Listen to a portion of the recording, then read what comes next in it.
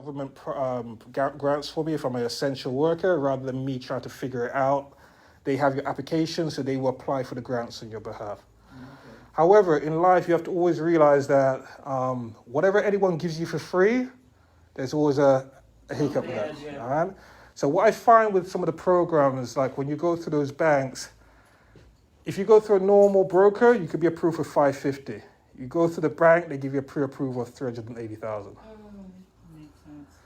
It's good on the single families, and then what it is, if they do give you the $550, they're going to say to you, I want to see 6 months mortgage payments and reserves. It's more strenuous. I'm not saying that it can't be done. You have to, everyone's situation is different.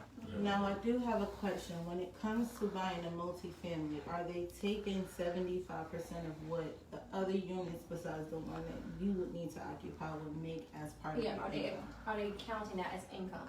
All right, so I have to give you the disclaimer now. So I'm not a mortgage advisor. I'm not a professional, but in my experience, it's depending on your criteria on the lender. So what the lender will look at is based on your credit rating. They will take into consideration 75 or 50. Also, they want to know how much reserves you have. And depending on your reserves and they weigh all that into consideration, they will consider whether it's 75 or whether it's 50 if you haven't got any reserves and stuff. So it really depends on your overall profile.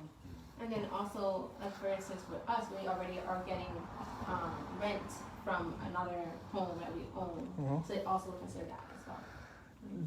I would have to ask one of my mortgage guys how they deal with that, because it really is down to your tax returns if you're declaring that income. You ain't declaring that income on next year's tax. Yeah, but that's next year. So if it's not being declared, they want to see it declared for probably the 2 years on your tax assessments. So even though you are getting the income, they would take that into consideration. All right? Yeah.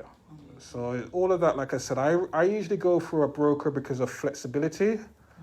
Banks, it's a little bit rigid sometimes, depending on which banks you go through. Okay?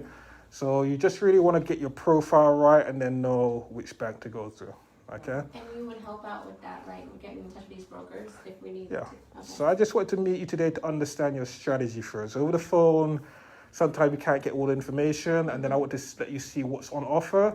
And then you're going to tell me, business, Darrell? No, I want to live in, or it's my second home. And then you can build a strategy around that. All right? Okay. Any other questions for me? I got to interview you guys next. Do you mind if I interview you? Sure.